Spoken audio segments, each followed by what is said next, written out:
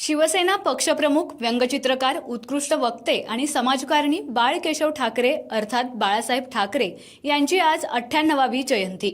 या पार्श्वभूमीवर प्रतिज्ञा महेश उत्तुरे यांच्या राजारामपुरी येथील कार्यालयाच्या वतीनं बाळासाहेबांना अभिवादन करत त्यांची जयंती साजरी करण्यात आली। तसेच जयंतीनिमित्त नागरिकांना साखर पेढ्यांचं वाटपही करण्यात आलं। यावेळी बाळासाहेबांच्या विचारानुसार मार्गक्रमण म्हणजे त्यांना खरं अभिवादन असल्याचं महेश उत्तुरे यांनी म्हटलं। तसेच रघुनाथ टिपुगडे यांनीही उपस्थितांना संबोधित केलं।